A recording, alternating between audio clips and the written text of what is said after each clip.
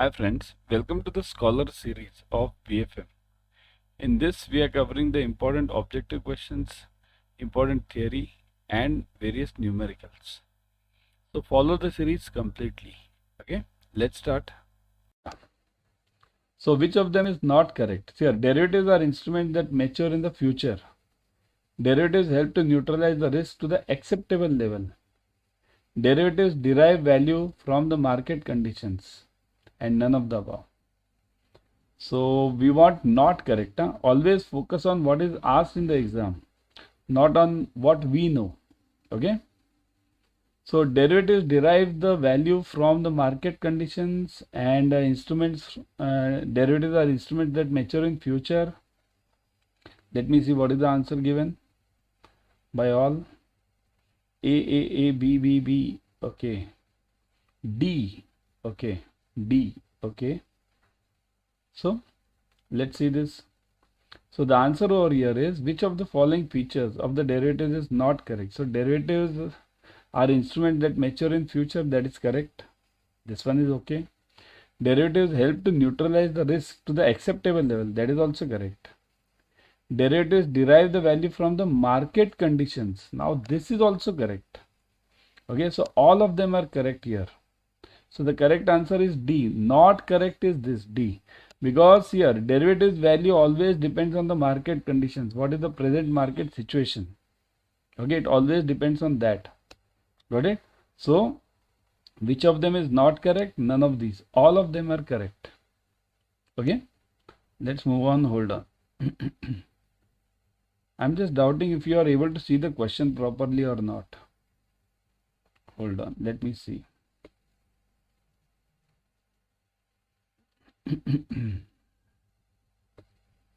Let me see the second one. Yeah.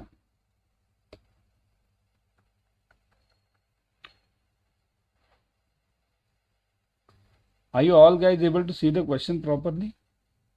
Second one now. Yeah. Are you all guys able to see the question properly? Type yes in the comment section. If yes, now I'm in the second question. Yeah. Second. Okay, yeah. You are able to see this? Okay. Chalo, next one. Which of the following is a derivative instrument in foreign exchange market?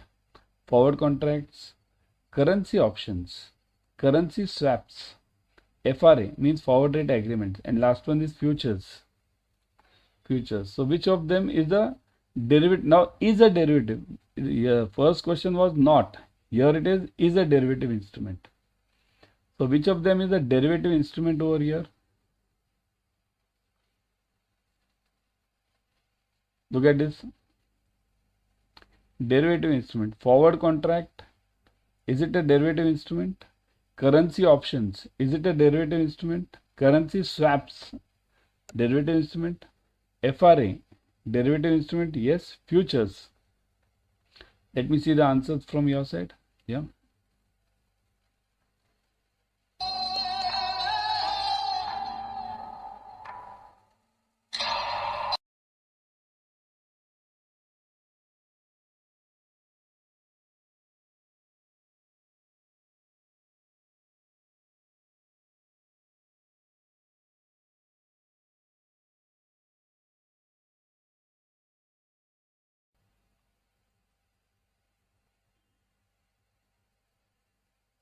Okay. Yeah. So what is the answer over here?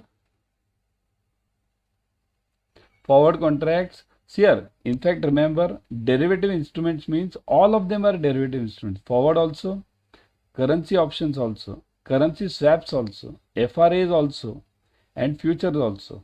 Okay, so all of them are the derivative instruments. So answer is D, 1 to 5 all.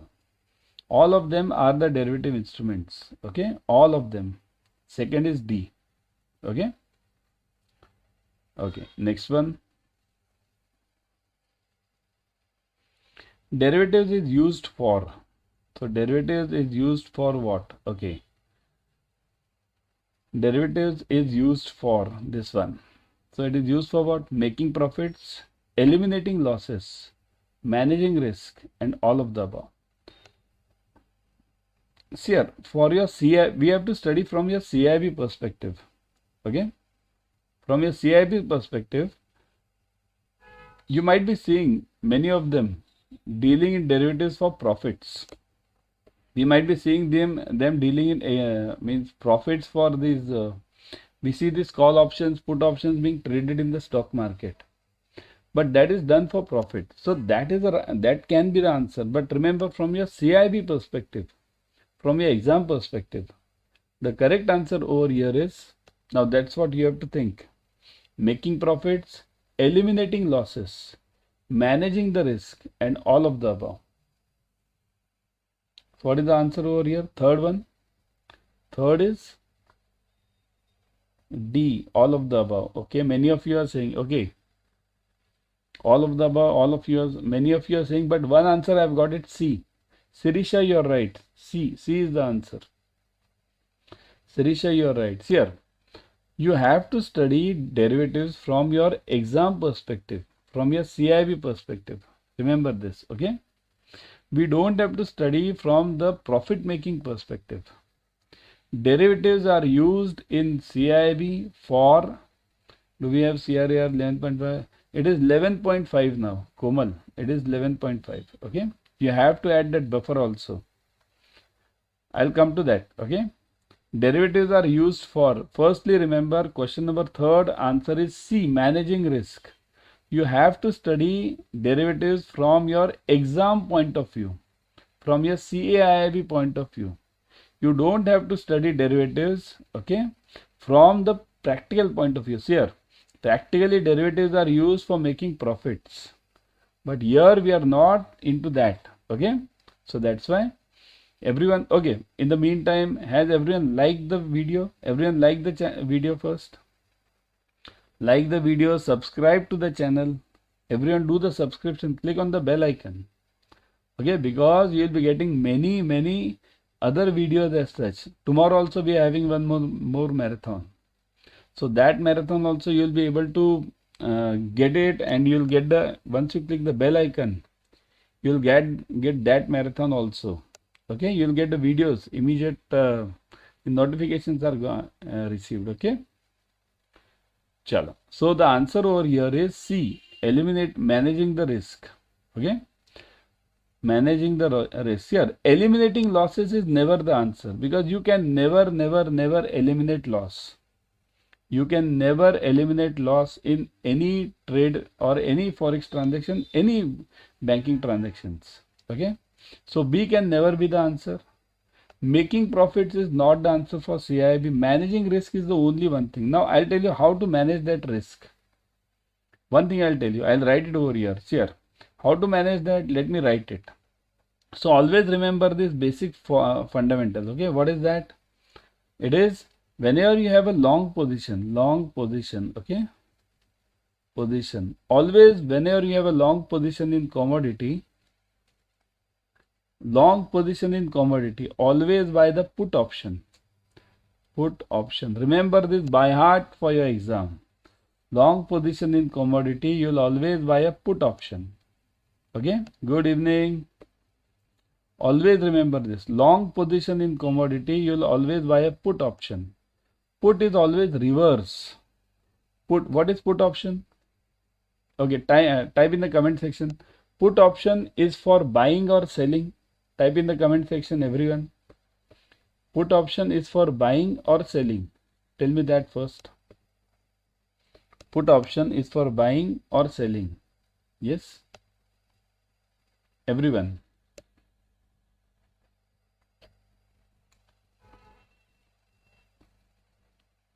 Put option is for buying or selling in the comment section.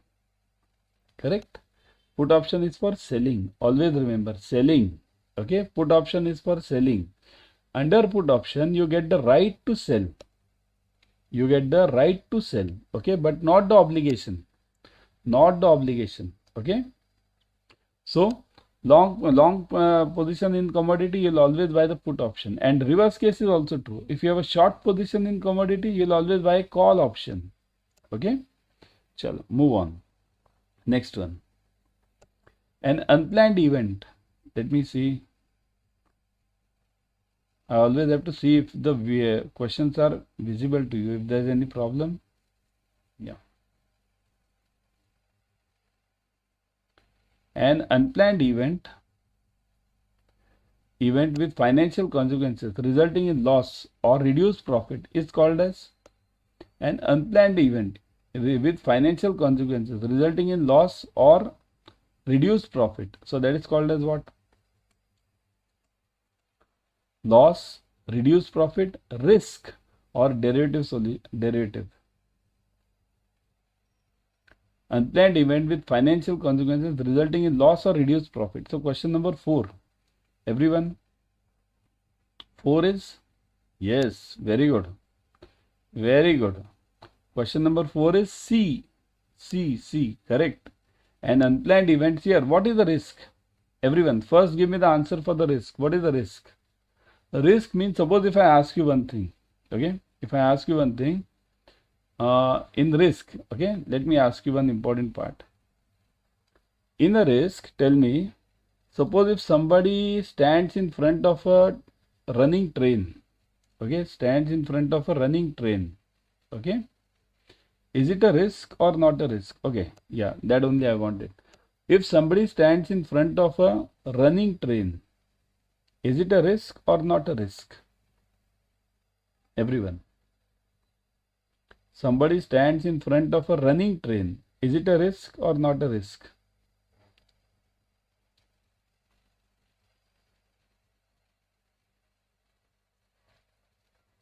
Correct? Somebody stands in front of a running train. Is it a risk or not a risk? It is. It is no risk. Correct? It's not a risk at all. Not a risk. It's not a risk. Why? Because you know that person is going to die. If somebody is jumping from the 5th floor, okay, if somebody is jumping from the 5th floor, 10th floor, you know there's no risk involved in it. Risk means what? It is an uncertain event. Remember this BFM, you have to remember this concept of risk. Risk will always be an uncertain event. Let me write it over here. Risk is always an risk equals to uncertain event. Uncertain, this is very important word. Uncertain. Whatever you know is going to happen is not a risk at all. Okay? Whatever you know is going to, suppose if okay, one more question. I'll give it from the finance perspective. Suppose if I invest in all those Ponzi schemes, right? What those Ponzi schemes are? That invest 10,000 and get 20,000 in 1 month, 30,000 in 1 month. We have all those schemes. So we regularly get those schemes in our mobile also, that SMS and WhatsApp, many messages we get it. So if I invest in that, it's sure that I'm going to lose money. Okay, so that is definitely a point for consideration. Okay, so risk should always be an uncertain event. Risk should not be a certain event. Okay, suppose now I'll give you an example of risk. What is risk actually? Suppose if I invest in stock market. So investing in stock market is a risk. Why? Because I don't know. That stock market can go up or hera fairy, correct? Ekkadabal, right? That what was that? Fir hera fairy. Anyone remember that? Akshay Kumar? No. Tata Tech IPO was a risk. A bit a risk it was there. But after all, investing in shares is a risk. It's as simple. Okay. So that is a risk because you may get upwards or you may get downwards also. So that is a risk. Okay, let's move on. Okay, hold on. Yeah, next one. When the sale of the foreign currency is more than the purchase of the foreign currency, this will lead to close position, long position, open position and short position. Now this is really difficult. When the sale of foreign currency is more than the purchase of the foreign currency. 5th one. When the sale of the foreign currency is more than the purchase of the foreign currency. Okay. So it is what in that case? Sale is more than purchase. Now here comes an important concept that I'll be explaining you. Okay. One concept which I'll be explaining you over here is this. Okay. When the sale of the foreign currency is more than the purchase, now you come to this position which I have discussed just now, that is long and short. Okay, what is long and what is short? Now you understand this long and short concept. Okay, what is long concept? See here, there are two concepts in long and short. Always remember. From the portfolio point of view, see here, there are 2 points. Okay, portfolio angle it is when my purchase is more than sales. When my purchase is more than sales, okay, then it is under portfolio, it is called as long position. Means, for example, I have purchased, let's say, 100 bonds. Okay, I have purchased 100 bonds and sold, let's say, 70 bonds. So what has happened? My purchase is more. So then it becomes a long position. Now this is for portfolio. And for individual, what is long? See here, individual, suppose dealer in this in this treasury. For individual, what is long and short? See here, individual means it is, suppose if I buy any share, okay, then it is a long. Keep it that simple. For individual, one share I am talking, one share, one bond, anything. For one bond or one share. When I buy, it is long. When I sell, it is short. Okay. Now, what do you mean by this shorting? Understand this shorting concept first. What is shorting? Shorting means it's like this. What is shorting? Shorting means, see here, understand this, na? Shorting. This is very important from your perspective. Shorting means what? Sell when you don't have. When you don't have it. That is shorting. Sell when you don't have it means what? What do you mean by this? See here, if tomorrow, let's say, Reliance share is at 2500. And I'm expecting that Reliance will go down. See this, Reliance is at, let's say, it's an example. Reliance is at 2500. I'm expecting it to go down to 2300. Okay, so I'm expecting it to go down to 2300. Okay, so now what do you mean by this? See here, what will I do? I'll sell these Reliance shares right now. I'm not having any share, but I'll sell 100 shares right now. And what happens when it goes down after, let's say, 2 hours, 3 hours, or 1 day? If selling is allowed, short selling is allowed in the markets. So if I'll sell this 2500 right now, and when after 1 or 2 days, whenever the share goes to 2300, I'll buy it. Same 100 shares. 100 I've sold, 100 I'll buy. So what happens now in this case? Yeah. What happens in this case? I have gained how much? Here, I have sold it at 2500. I was not having any share. Okay. I was not having any share. Then also I have sold those shares at 2500. Okay. And then what am I doing? I am buying this again at 2300. So I am gaining around 200 rupees per share into 100. So 200 into 100, 20,000 I have gained when I didn't have any share. So this is known as the short position. So short means what? Sell when you don't have it. Important point for this short position. Okay. Chalo. Move on next. So got this, everyone? These concepts should be very clear. What is a long position then? Long is simple. Buy now, sell later. Okay. Chalo. Let's move on. This one. Now this will be easy for you, I think so. Yeah. It is same question repeated. Okay. One sec. Move this here. When the purchase of a foreign currency is more than the sale of the foreign currency, it is known as, now this is simple. Answer is B. That's why I have given the answer also, long position. Because just now you have done this short, so now long is easy. Move on. Next one. If there is an appreciation in the foreign currency rates, in which of the following positions the bank will incur a loss? So, if there is an appreciation in the foreign currency rates, in which of the following positions the bank will incur a loss? Now, appreciation, remember, Bank is having means rates of the foreign currency are going up. When will bank incur a loss? One is closed position, B is long position, C is open position, and D is short position. D is short position. So when will bank incur the loss? The currency is going up.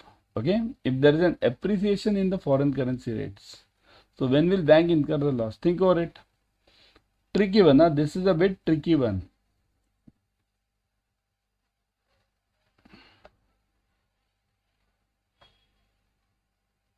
This is a bit tricky one. Everyone think over it. I'll just give you one or 2 minutes for thinking. Okay.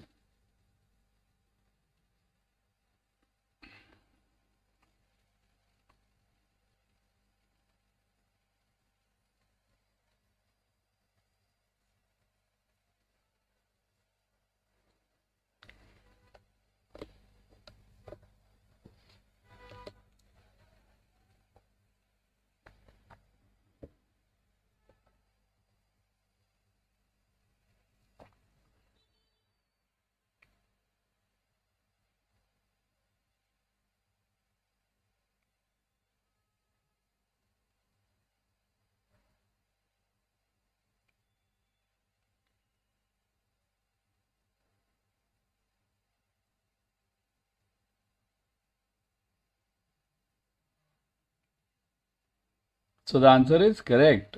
Many of you have answered it correctly, but some of you have answered it wrong. Here the answer is short. When the currency appreciates and you are in the short position, you will definitely incur a loss. When the currency appreciates and you are in the short position, you will definitely incur a loss. Okay. Short means what? You have sold more. And when you have sold more and the rate goes up, see here, appreciates means what? Rate is going more. Now you have sold more, so I have sold, let's say, 100 shares, and now the rate has gone up, so I'll have to buy at a higher rate. So that's why I'll suffer a loss over here. Okay. Next one. If there is an appreciation in the foreign currency, now this is simple one. Once you have understood the first one, this is simple one. If there is an appreciation in the foreign currency, in which of the following position the bank will make the profit? So answer is so simple now, isn't it? Long. This you will understand it immediately, isn't it? In which one will the bank make the profits? Obviously. Let me see how many of you are answering what. B, correct? Chalo, move on. Next one. Simple one this was. To reduce the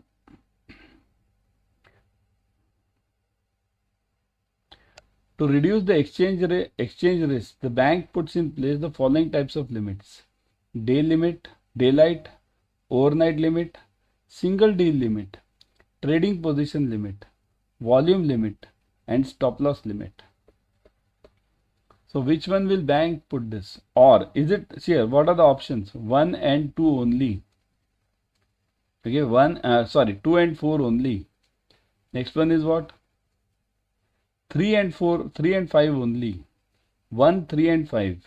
And 1 to 5 all. So what will the bank put in over here? C. Many of you are typing C over here. C. 1, 3 and 5. What is 1, 3 and 5? Daylight, overnight. 3 is what? Trading. And 5 is stop loss. Okay. What about 2 and 4? Correct. The answer should be, everyone look at it, the answer should be D. 1 to 5 all. Why? See here, daylight limit means what? What is the daylight limit? What is the overnight limit? See here, overnight limit's other name is EOD position. See here, remember this. Daylight means daylight. It is equal to the day position. Whatever, see here, for example, in our bank also, we have the cashier.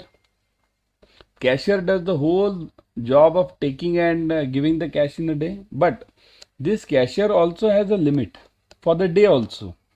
Suppose if any cashier tomorrow brings in 5 crore rupees in his cash this cash section and starts dealing with those 5 crore rupees, will the bank allow it? No. Bank allows you to take some part of this cash on a daily basis, depending on what all is the daily volume, right? So this is known as daylight limit. So daylight limit will always be there. Second is overnight limit. So daylight means what? During the working hours. During working hours. This is known as daylight limit. Working. Okay. During the working hours. This is known as daylight limit. What is overnight? Here, overnight limit, the other name is overnight. Other name is EOD position. EOD. Okay. EOD position. One sec. Let me take it on this side.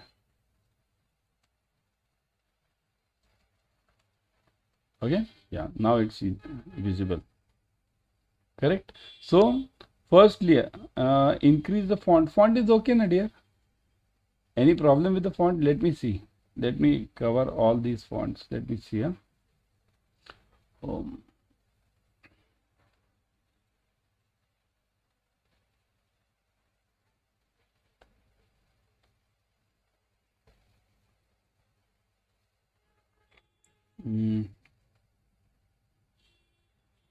Yeah, we are over here now.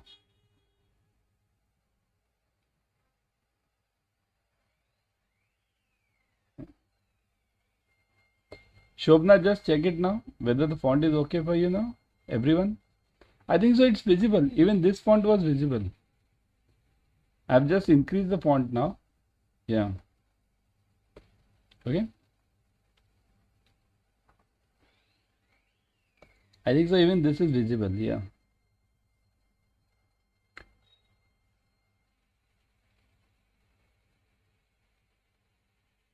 Okay, yeah. Okay now?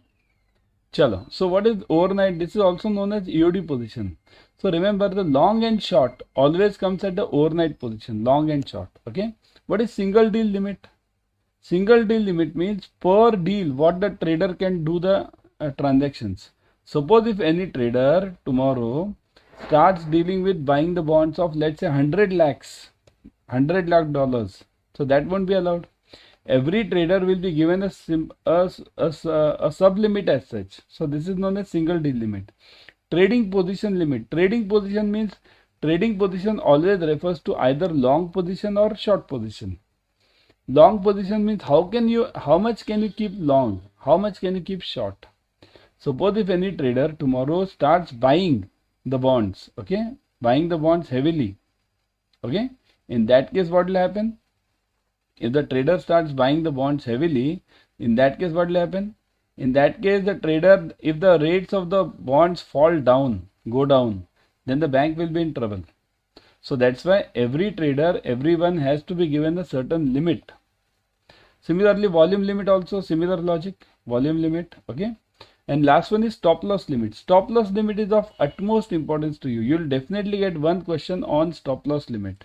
What is the stop loss limit? Understand this thing, stop loss. Okay, what is the stop loss limit? Stop loss means, always remember, stop loss is that point which is automatically triggered. Automatically. Okay. What do you mean by automatically triggered? It means here, suppose if I brought Reliance shares at, let's say 2500, Reliance at 2500. Okay. Now what happens if this Reliance share starts going down? Why have I brought this? I have brought this because I expect that this share to go to 2800 and then I'll sell. Tomorrow if this share starts going down from 2500 to 24 to 23, whatever. So how much risk is manageable to me? How much risk is manageable to me? That's important. So how much risk is manageable to me? Yeah, remember, always remember, bank always have their own value at risk concept. Value at risk means how much risk can we take? Generally, the banks take 4 to 5% of the stop loss. 4 to 5%. Okay, not more than that. So now every bank will manage this, keep the stop loss as per their value at risk concept. Every bank will have the different value at risk or the stop loss limit, and every dealer will also have a different stop loss limit. So remember one important part, stop loss will always be triggered automatically. Stop loss will always be triggered automatically. Remember, It's not that stop loss will be triggered, has to be done manually. This is an important part about stop loss. Okay. Next one. One second.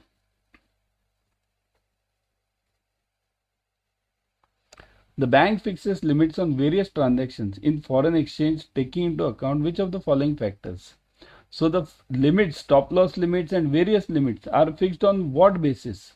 Merchant turnover requirements, trading skills and volumes, capital base and profit requirement.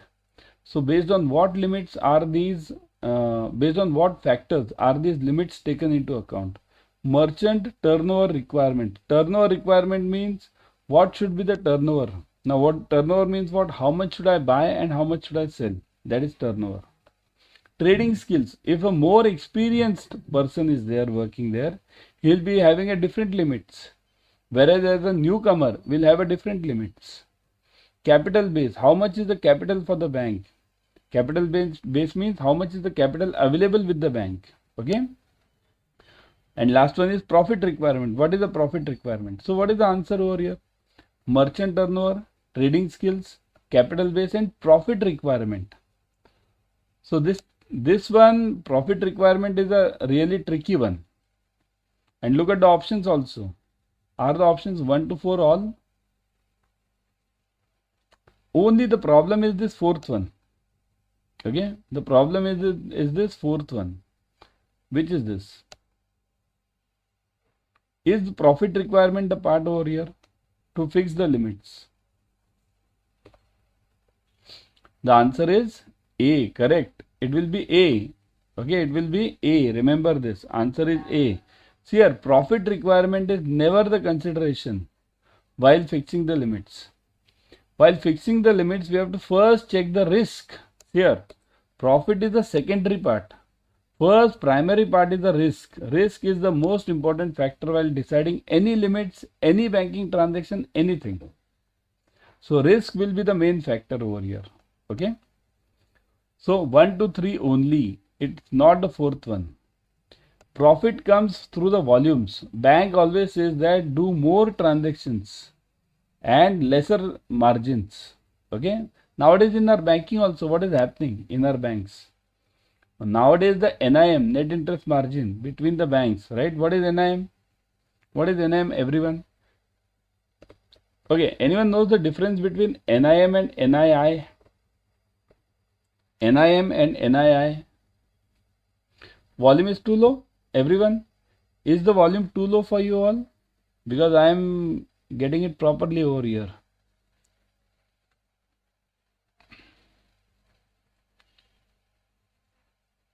Everyone, is the volume too low?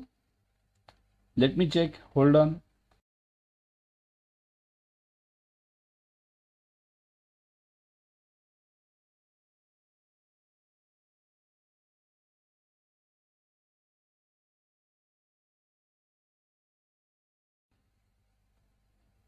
It's okay, dear, because I've just now checked it with other guys also.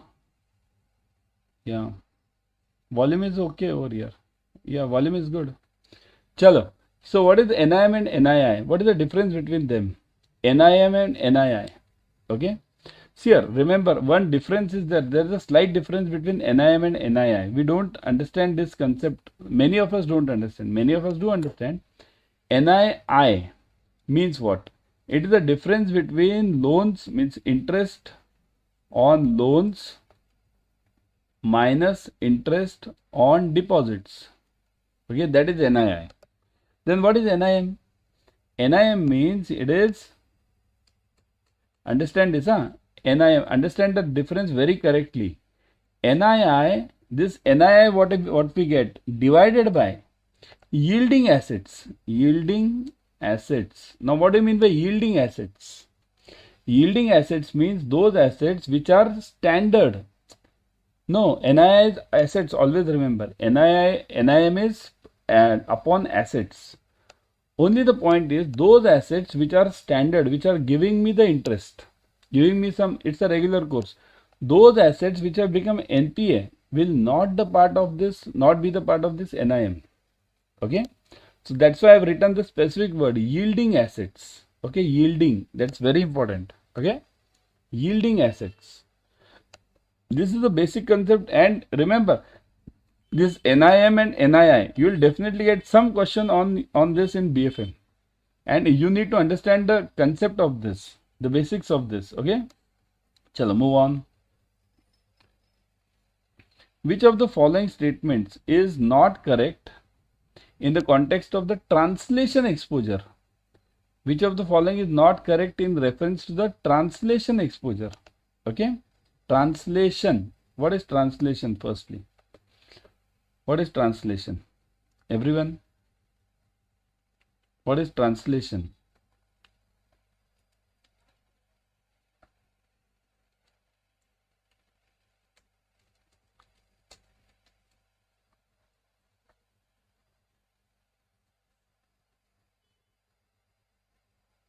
What is translation? Everyone? Okay, I'll give you, write it over here. Tell me what have I written it over here? What have I written it over here? Everyone, tell me. Do you understand this?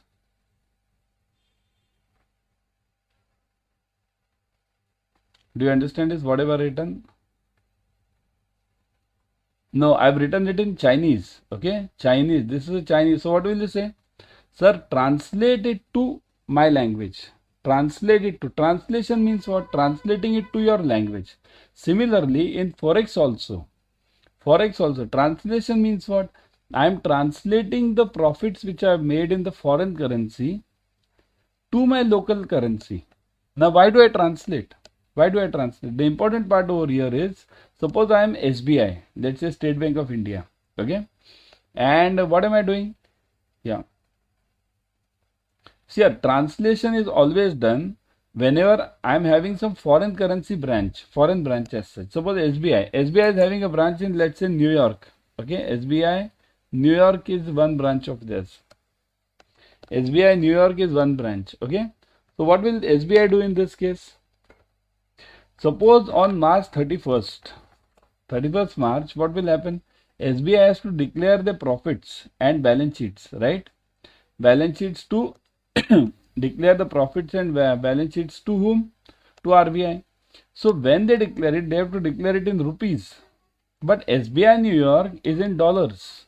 So what SBI has to do? They have to take a notional rate. Notional means whatever is going on over here. Whatever is going on, presently rate. So that rate they'll take and they'll convert the profits and the figures of SBI New York. Okay. And then they'll convert it to rupees. It's reverse. Dollar to INR. Translation is always dollar to INR because we want it in our currency. Okay. Yeah. So that is translation. Remember, important part over here is in translation. I'll give you one important concept over here. Okay. That concept is, let me show you over here. Hold on. Because there is an important point which you will see over here. That point is, there are two words. Translation. Hold on. Here, understand this. Huh? There are two words. Translation and second is crystallization. Crystallization. These two words are similar. In both, what do? We convert dollar to rupees. Okay. In both. Here also I do the same. And here also I do the same. Both I do the same transaction. Dollar to rupees. Okay. But there is a slight difference in this. What is that slight difference? In translation, when I convert dollar to rupees, my branch in New York is running. Means I don't close down the branch. I don't close the forex transaction. So I'm not closing this foreign exchange transaction and I'm not closing this forex branch. Whereas in crystallization, there is a slight difference. In crystallization, what happens? Whenever I crystallize any loan, I'll close down this sale. I'll close this. I close the forex transaction. So crystallization happens when I close it. When does crystallization happen? Crystallization happens when there is an NPA. In NPA, I have to convert this forex loan to my local loan.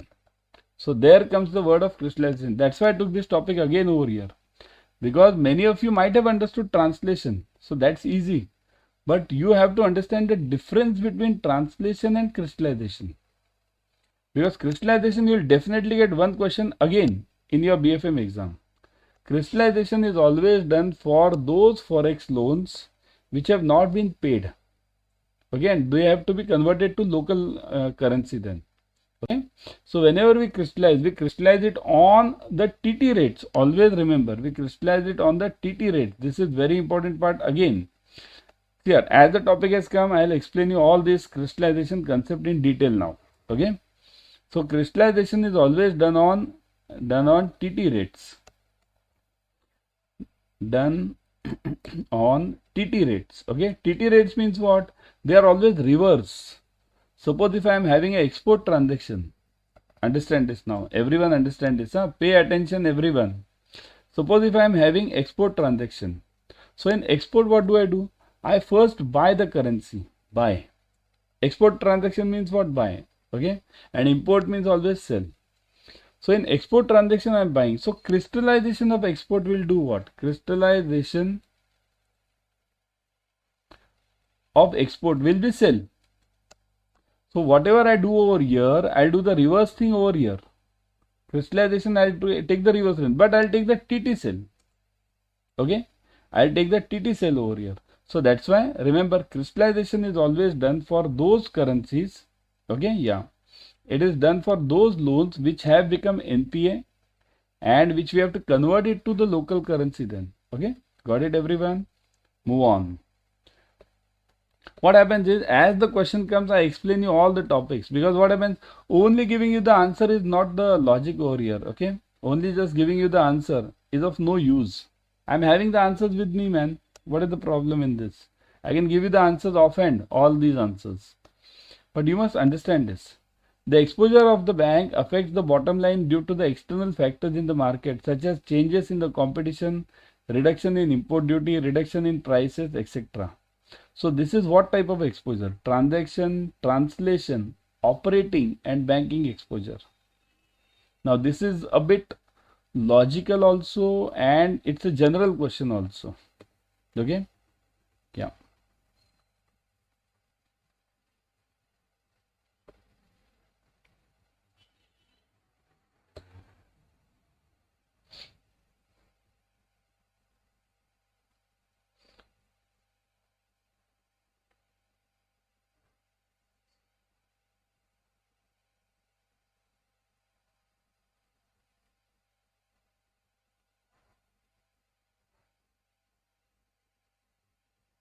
Hi Sunny, hi. Hi Sunny, good evening. Okay, good evening everyone again. Okay, those who have joined late, okay, kindly subscribe to the channel. Click on the bell icon. Okay, click on the bell icon, everyone, so that tomorrow also we are having the marathon. Yeah. So those who are in the paid class, they might have already studied this question bank which I have given. See here, this question bank is given in the paid classes. Okay, the whole question bank is given to you. So that's why I would suggest join the paid classes. Not this time now, it's not possible. But if somebody is giving this paper in this June also, June 24, you can join the batches which have already started. Okay. So you can join the batches. There you will be getting this question bank also, plus other material also. Okay. Chalo. So what is the answer? The exposure of the bank affects the bottom line due to the external factors in the market, such as changes in the competition, reduction in import duty, reduction in prices. So what is this? This is the part of everyone understand. C, operating exposure.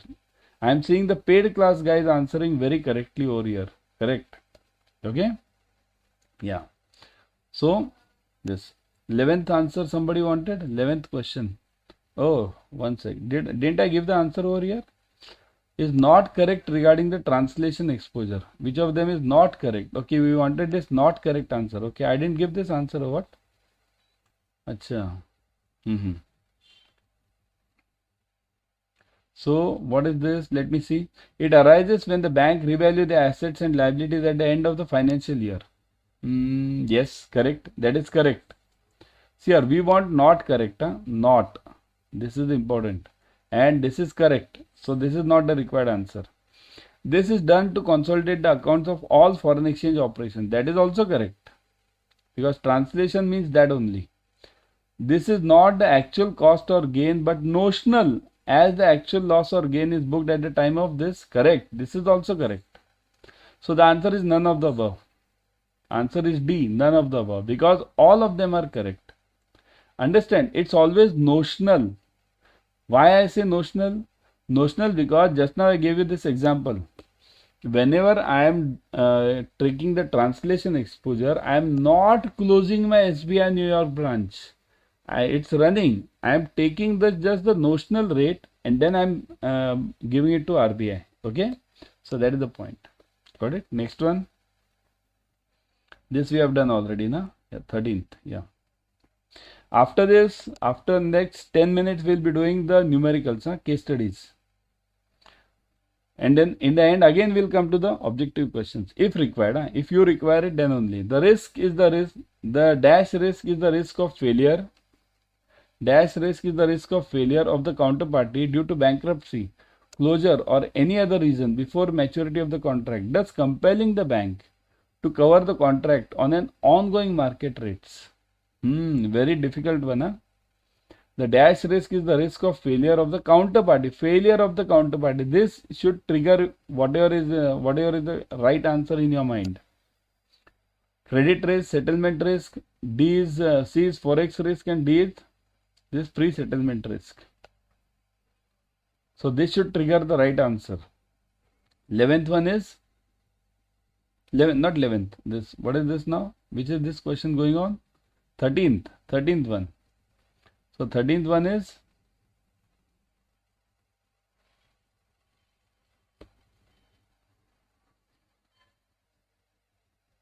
the risk of the dash risk is the risk of failure. 13th one is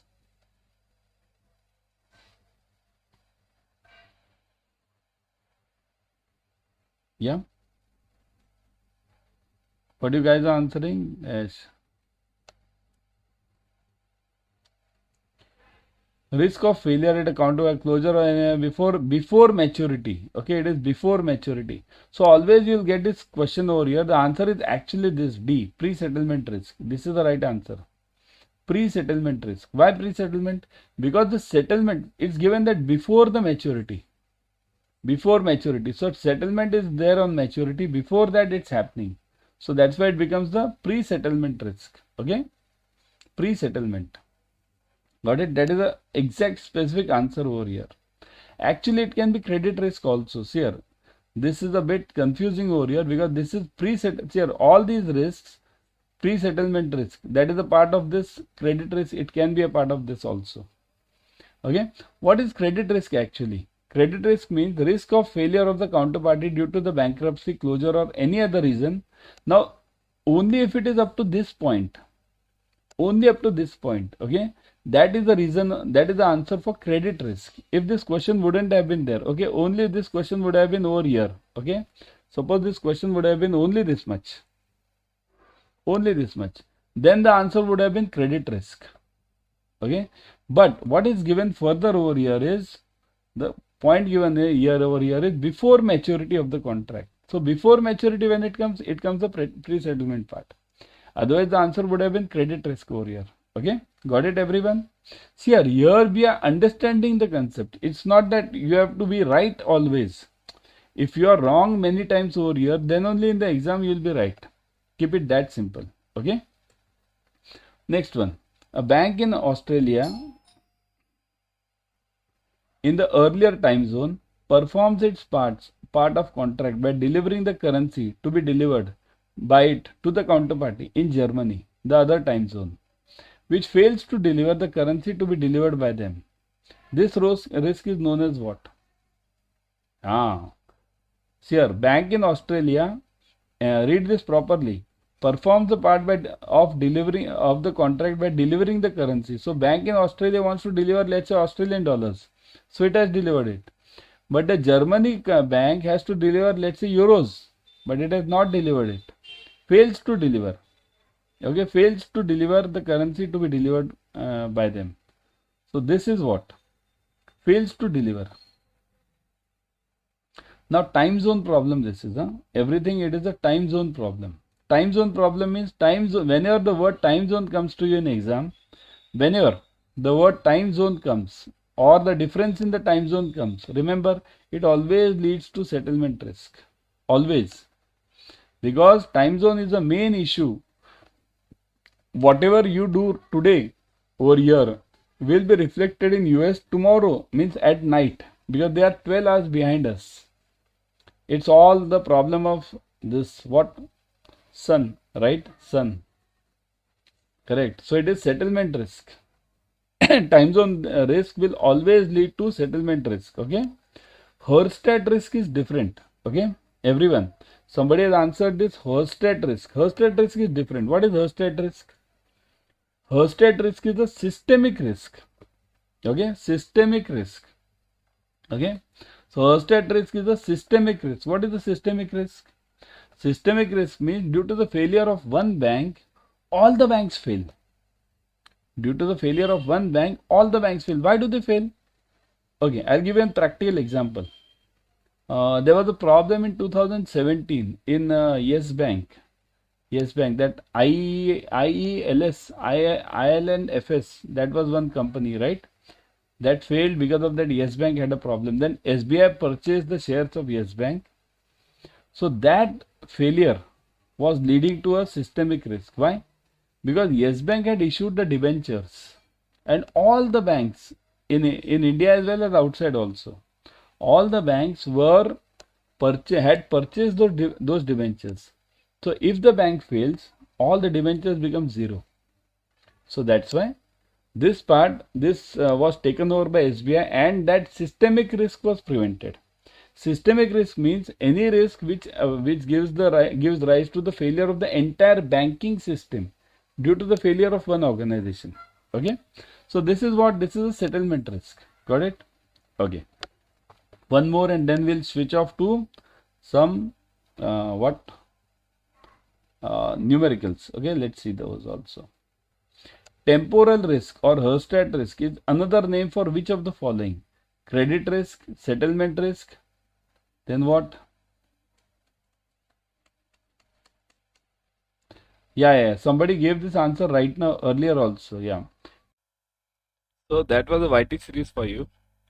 Now before going, let me tell you, everyone join the Adda 24/7 batches ASAP because the exams are near now. The exams are not that far now. Okay. So how to join it? Go to Adda 24/7. I'll always suggest you to go through the app. In the app, you get 1% extra using the coin systems. So go to JIB and CIB. Then click on CIB 24. Okay. Click on CIB 24. Then here, click on this victory batch. Look at the details. Ebooks, test series, online live classes, expert faculties, interactive classes, recorded videos, limited size batches. Everything is available over here. And look at the fees. Click on buy now. Put the code Y432. Now click on apply. Look at this. It is 80% off. 80% off. Plus if you go through the app, you'll be getting 1% extra. So 81% off. Take the advantage immediately. Also, if you join the Mahapack, let me show you the Mahapack. Mahapack is one of the best options. So if you join the Mahapack, click on this Mahapack, CAIIB Mahapack 2.0. Again, look at the fees. Here you are getting double dhamaka. One is double validity, means you buy it for 6 months, you get it for 6 months free. So 12 months. You buy it for 12 months, you get it for 12 months more free. Okay. So this is a double validity dhamaka. So click on this click on this buy now. Put the code Y432. Again, look at this. You'll see this 80% off plus using the app 1% extra. Plus you'll get a 6 plus 6 months validity. Okay. So join it ASAP. Don't lose this chance because this is a fresh batch starting and you'll gain a lot from this. Okay. Bye.